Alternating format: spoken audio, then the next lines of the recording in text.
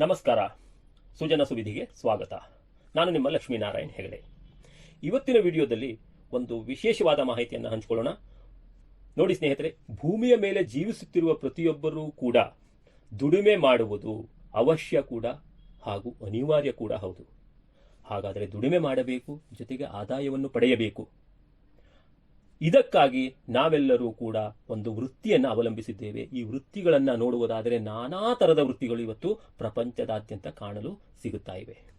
ಹಾಗಾದರೆ ಈ ವೃತ್ತಿಗಳನ್ನು ವಿಭಾಗ ಮಾಡಿದರೆ, ಅಂದರೆ ನಮ್ಮ ದುಡಿಮೆಯ ಗುಣ ಹಾಗೂ ಅದಕ್ಕೆ ಬರುವಂತಹ ಆದಾಯ ಹಾಗೂ ನಾವು ಕೊಡುವಂತಹ ಸಮಯ, ಈ ವಿಷಯಗಳನ್ನು ಕನ್ಸಿಡರ್ ಮಾಡಿ ನಾವು ಅದನ್ನು ವಿಭಾಗ ಮಾಡಿದರೆ 4 ವಿಭಾಗಗಳನ್ನಾಗಿ ಮಾಡಬಹುದು ಎಂದು ಇಕಾನಮಿಸ್ಟ್, US ಇಕಾನಮಿಸ್ಟ್ ಹೇಳ್ತೀವಿ, ರಾಬರ್ಟ್ ಕಿಯೋಸಾಕಿ ಅವರು ಹೇಳ್ತಾರೆ. ಮೊದಲನೇದಾಗಿ ಜಾಬ್ ಅಂತ ಮಾಡಬಹುದು, ಎರಡನೇದಾಗಿ ಸೆಲ್ಫ್ ಎಂಪ್ಲಾಯ್ ಅಂತ ಮಾಡಬಹುದು, ಹಾಗೂ ಮೂರನೇದಾಗಿ ಬಿಸಿನೆಸ್ ಅಂತ ಮಾಡಬಹುದು, ನಾಲ್ಕನೇದಾಗಿ ಇನ್ವೆಸ್ಟರ್ ಅಂತ ಹೇಳಿ ಮಾಡಬಹುದು. ಈ ರೀತಿಯನ್ನ ಆದಾಯವನ್ನ ಪಡೆಯಬಹುದು ಅಂತೇಳಿ. ಹಾಗೆ ನೋಡೋದಾದ್ರೆ ನಾವು ಕನ್ನಡದಲ್ಲಿ ಎಕ್ಸ್ಪ್ಲೇನ್ ಮಾಡ್ತಾ ಇದ್ದೀನಿ. ನಾನೀಗ ಜಾಬ್ ಅಂದ್ರೆ ವೃತ್ತಿ ಅಥವಾ ವೃತ್ತಿ ಸೇವೆ ಅಂತ ಹೇಳ್ಬೋದು, ಎಂಪ್ಲಾಯ್.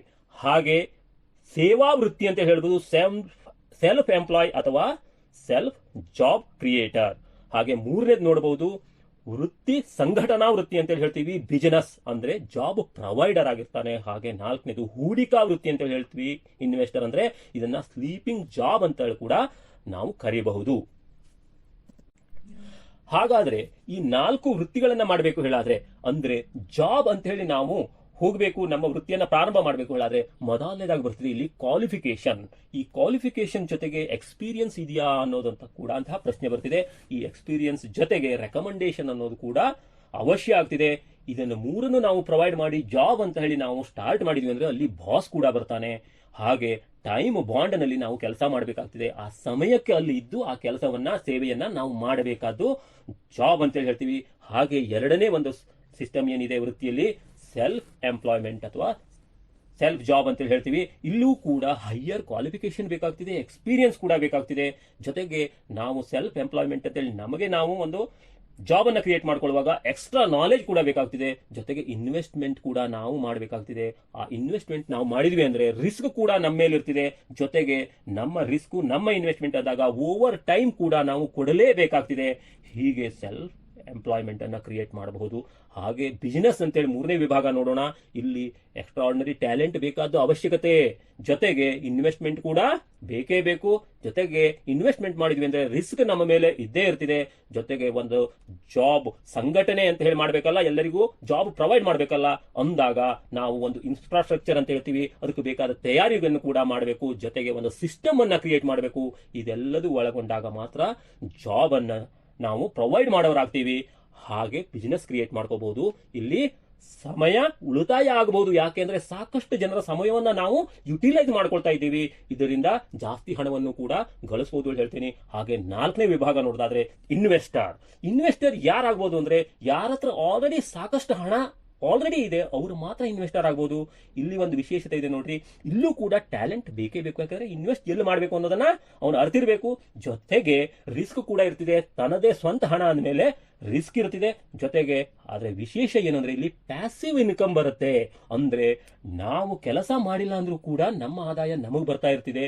ಮತ್ತೆ ಟೈಮ್ ಫ್ರೀಡಮ್ ಸಿಗ್ತಿದೆ. ಇಲ್ಲಿ ವಿಶೇಷವಾಗಿ ಹೇಳ್ಬೋದು, ಮನಿ ಗಿವ್ಸ್ ಬರ್ತ್ ಟು ಮನಿ.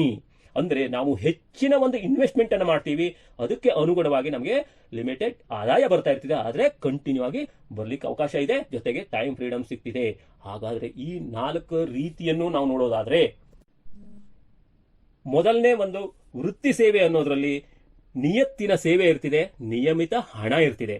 ಹಾಗೆ ಎರಡನೇದು ಸೇವಾ ವೃತ್ತಿ ಅನ್ನುವಲ್ಲಿ ಉತ್ಕೃಷ್ಟ ಸೇವೆಯನ್ನ ನಾವು ಪ್ರೊವೈಡ್ ಮಾಡಿದಾಗ ಉತ್ತಮ ಹಣವನ್ನ ಗಳಿಸುವಂತಹ ಅವಕಾಶ ಇರ್ತಿದೆ. ಹಾಗೆ ವೃತ್ತಿ ಸಂಘಟನಾ ವೃತ್ತಿ ಮೂರನೇ ಹಂತ ಇದೆಯಲ್ಲ, ಇಲ್ಲಿ ನಾವು ನೋಡೋದಾದ್ರೆ ಹೆಚ್ಚಿನ ಸಂಘಟನೆಯ ಮೂಲಕ ಹೆಚ್ಚಿನ ಹಣವನ್ನ ಗಳಿಸಬಹುದು. ಹಾಗೆ ಇಲ್ಲಿ 4ನೇ ವೃತ್ತಿ ಅಂತ ಹೇಳಿದ್ವಿ ಹೂಡಿಕಾ ವೃತ್ತಿ. ಇಲ್ಲಿ ಹೂಡಿಕೆಗೆ ಅನುಗುಣವಾಗಿ ನಾವು ಹಣವನ್ನ ಗಳಿಸ್ತಾ ಹೋಗಬಹುದು. ಹಾಗಿದ್ದಲ್ಲಿ ನೋಡಿ ಸ್ನೇಹಿತರೆ, ಡೈರೆಕ್ಟ್ ಸೆಲ್ಲಿಂಗ್ ಅಥವಾ ನೆಟ್ವರ್ಕ್ ಅನ್ನುವಂಥದ್ದು ಒಂದು ಎಕ್ಸಲೆಂಟ್ ಅಪಾರ್ಚುನಿಟಿ ಅಂತ ಹೇಳಿ ನಾನು ಹೇಳಿದೆ. ಹಾಗಾದ್ರೆ ಈ ನೆಟ್ವರ್ಕ್ ನಲ್ಲಿ, ಬಿಸ್ನೆಸ್ ನಲ್ಲಿ ಅಥವಾ ಡೈರೆಕ್ಟ್ ಸೆಲ್ಲಿಂಗ್ ನಲ್ಲಿ ನೋಡೋದಾದ್ರೆ ಈ 4 ರೀತಿಯ ವೃತ್ತಿ ಒಳಗೊಂಡಂತಹ ಒಂದು ವೃತ್ತಿ ಅಂತೇಳಿ ಹೇಳ್ಬಹುದು. I like to say, first of all ಇದರಲ್ಲಿ ಯಾರು ಎಂಟರ್ ಆಗ್ತಾರೆ, ಅವರು ಲೈಕ್ ಎ ಜಾಬ್ ಅಂದ್ರೆ ಒಂದು ಸೇವಾ ವೃತ್ತಿ ಅಥವಾ ವೃತ್ತಿಯನ್ನ ಸೇವೆಯ ರೂಪದಲ್ಲಿ ಮಾಡಬೇಕು. ಎರಡನೇ ಹಂತದಲ್ಲಿ ಸೇವಾ ವೃತ್ತಿಗಳಾಗಿ like a self employ work ಮಾಡಬೇಕಾಗ್ತದೆ. ಹಾಗೆ ಮೂರನೇ ಹಂತದಲ್ಲಿ ಜಾಬ್ ಪ್ರೊವೈಡರ್ ಆಗಿರ್ತಾನೆ. ಹಾಗೆ ಮುಂದಿನ ಹಂತದಲ್ಲಿ ನಾಲ್ಕನೇ ಹಂತ ತಲುಪ್ತಾನೆ ಪ್ಯಾಸಿವ್ ಇನ್ಕಮ್ ಅಥವಾ ಟೈಮ್ ಫ್ರೀಡಮ್ ಎಡೆಗೆ ಈ ಮನುಷ್ಯ ಅಥವಾ ಆ ವ್ಯಕ್ತಿ ಹೋಗಬಹುದು. ಹಾಗಾದ್ರೆ ಇದನ್ನು ಪಡಿಬೇಕು ಹೇಳಾದ್ರೆ ಈ 4 ಹಂತವನ್ನ ನಾವು ಅನುಸರಿಸಬಹುದು ಅಂತೇಳಿ ಹೇಳಿದೆ. ಆದ್ರೆ ಈ 4 ಹಂತಗಳಲ್ಲಿ ಬೇಕಾದಂತೂ ನಾವು ಕ್ವಾಲಿಫಿಕೇಶನ್ ನೋಡಿದ್ರೆ ಇಲ್ಲಿ ಅವಶ್ಯಕತೆ ಇಲ್ಲ, ಎಕ್ಸ್ಪೀರಿಯನ್ಸ್ ಕೂಡ ಅವಶ್ಯಕತೆ ಇಲ್ಲ, ಯಾರದೇ ರೆಕಮೆಂಡೇಶನ್ ಕೂಡ ಬೇಕಾಗಿಲ್ಲ, ಜೊತೆಗೆ ಯಾರು ಬಾಸ್ ಕೂಡ ಇರುವುದಿಲ್ಲ. ಇಲ್ಲಿ ಟೈಮ್ ಫ್ರೀಡಮ್ ಇರ್ತಿದೆ, ಯಾವುದೇ ಬಾಂಡಿಂಗ್ ಇರುವುದಿಲ್ಲ, ನಿಮ್ಮ ಸಮಯವನ್ನ ನೀವು ಮೀಸಲಿಡಬಹುದು. ಜೊತೆಗೆ ಇಲ್ಲಿ ಯಾವುದೇ ಎಕ್ಸ್ಟ್ರಾ ನಾಲೆಜ್ ತಗೊಳ್ಳುವಂತದ್ದಾಗ್ಲಿ ಅಥವಾ ಯಾವುದೇ ಇನ್ವೆಸ್ಟ್ಮೆಂಟ್ ಮಾಡಬೇಕಾದಾಗ್ಲಿ ಅವಶ್ಯಕತೆನೇ ಇಲ್ಲ. ಜಸ್ಟ್ ನಮಗೆ ಬೇಕಾದ ವಸ್ತುಗಳನ್ನ ನಾವು ಈ ಡೈರೆಕ್ಟ್ ಸೆಲ್ಲಿಂಗ್ ಸಿಸ್ಟಮ್ ನಿಂದ ಯಾವುದೇ ಒಂದು ಉತ್ತಮ ಕಂಪನಿ ಅಥವಾ ಉತ್ತಮ ಸಂಸ್ಥೆಯನ್ನ ನಾವು ಫಾಲೋ ಮಾಡಿಕೊಂಡು ನಮ್ಮ ವಸ್ತುಗಳನ್ನ ನಮಗೆ ಬೇಕಾದ ಪ್ರತಿನಿತ್ಯದ ವಸ್ತುಗಳನ್ನ ನಾವು ಬಳಕೆ ಮಾಡೋದ್ರಿಂದನೇ ಕೂಡ ನಾವು ಈ 4 ಹಂತವನ್ನ ದಾಟಿ ಒಂದು ಎಕ್ಸಲೆಂಟ್ ಆದ time freedom and money freedom ಅನ್ನ ಪಡೀಬಹುದು. ಜೊತೆಗೆ ಇದೇ ಅಲ್ವಾ ಹ್ಯಾಪಿನೆಸ್. ಹಾಗೆ ನೋಡೋದಾದ್ರೆ ಇದನ್ನ ಯಾರು ಅಚೀವ್ ಮಾಡಿರ್ತಾರೆ ಅಂದ್ರೆ ಸಕ್ಸಸ್ ಅನ್ನು ಪಡೆದಿರ್ತಾರೆ, ಆ ಒಂದು ವ್ಯಕ್ತಿ ತನ್ನ ಸಕ್ಸಸ್ಸಿನ ಜೊತೆಗೆ ಸಾಕಷ್ಟು ಜನರನ್ನ, ಯಾಕೆಂದ್ರೆ ಇದು ಸಂಘಟನೆ ಅಂತ ಹೇಳಿದೆ, ಅವ್ರ ಕಡೆ ಸಾಕಷ್ಟು ಜನ ಆಲ್ರೆಡಿ ಆ ಒಂದು ದಾರಿಯಲ್ಲಿ ನಡೀತಾ ಇರ್ತಾರೆ. ಅವರಿಗೆ ಒಂದು ಖುಷಿ ಏನಿರ್ತಿದೆ ಕೇಳಿದ್ರೆ ಸಾಕಷ್ಟು ಜನರಿಗೆ ಸಕ್ಸಸ್ಸಿನ ಹಾದಿಯನ್ನ, ಯಶಸ್ಸಿನ ಹಾದಿಯನ್ನ ಒಂದು ಬಾಳಿನಲ್ಲಿ ಅವರಿಗೆ ತೋರಿಸಿದೆ, ವೇಯನ್ನ ತೋರಿಸಿದೆ ಅನ್ನುವಂತಹ ಒಂದು ಆತ್ಮತೃಪ್ತಿ ಇರ್ತಿದೆ. ಇದೇ ರಿಯಲ್ ಹ್ಯಾಪಿನೆಸ್. ನೋಡಿ ಸ್ನೇಹಿತರೆ, 4 ವೇದಗಳ ಗುಣಗಳನ್ನ ಆಯ್ಕೆ ಮಾಡಿ ಉದ್ಭವವಾದ ನಾಟ್ಯಶಾಸ್ತ್ರವನ್ನ ಪಂಚಮ ವೇದ ಎಂದು ಕರೆಯಲಾಗಿದೆ. ಇದು ಎಲ್ಲರಿಗೂ ಗೊತ್ತಿರುವಂತಹ ವಿಷಯ. ಅಂದ ಮೇಲೆ ಈ 4 ವೃತ್ತಿಗಳನ್ನು ಹಂತ ಹಂತವಾಗಿ ಒಳಗೊಂಡ ಡೈರೆಕ್ಟ್ ಸೆಲ್ಲಿಂಗ್ ಸಿಸ್ಟಮ್ ಅಥವಾ ನೆಟ್ವರ್ಕ್ ಅನ್ನು ಪಂಚಮ ವೃತ್ತಿ ಎಂದು ಕರೆಯಲೇಬೇಕು ಎನ್ನುವುದು ನನ್ನ ಅಭಿಪ್ರಾಯ. ಈ 4 ವೃತ್ತಿಯಲ್ಲಿ ಕೂಡ ಇರುವವರು ಕೂಡ ಈ 5ನೇ ವೃತ್ತಿಯನ್ನ ಆಯ್ಕೆ ಮಾಡಿಕೊಳ್ಳಬಹುದು. ಈ ರೀತಿಯಾಗಿ ಯಾರು ಆಯ್ಕೆ ಮಾಡಿಕೊಳ್ಳಲು ಇಚ್ಛಿಸುತ್ತೀರೋ ಅವರೆಲ್ಲರೂ ಕೂಡ ಈ ವಿಡಿಯೋದ ಲಿಂಕ್ ಅನ್ನ ಯಾರು ಶೇರ್ ಮಾಡಿದ್ದಾರೆ ಅವರೊಂದಿಗೆ ಕಾಂಟ್ಯಾಕ್ಟ್ ಮಾಡಿ. ಜೊತೆಗೆ ಸ್ನೇಹಿತರೆ, ಇನ್ನೊಂದು ವಿನಂತಿ ಏನಪ್ಪಾ ಅಂದ್ರೆ, ಯಾರೆಲ್ಲ ಯೂಟ್ಯೂಬ್ನಿಂದ ಡೈರೆಕ್ಟ್ ಆಗಿ ಈ ವಿಷಯವನ್ನ ಅರಿತುಕೊಂಡ್ರೋ ಅವರು ಇಂಟ್ರೆಸ್ಟ್ ಪಟ್ಟಲ್ಲಿ ನನ್ನ ಡಿಸ್ಕ್ರಿಪ್ಷನ್ ಬಾಕ್ಸ್ ಅಲ್ಲಿ ಕೊಟ್ಟ ನಂಬರಿಗೆ ವಾಟ್ಸಪ್ ಮೂಲಕ ಸಂಪರ್ಕಿಸಿ ಹೇಳ್ತಾ ಇವತ್ತಿನ ವಿಡಿಯೋವನ್ನ ಸ್ಥಗಿತ ಮಾಡ್ತಾ ಇದ್ದೀನಿ. ಎಲ್ಲರಿಗೂ ಕೂಡ ನಮಸ್ಕಾರ. Wish you happiness.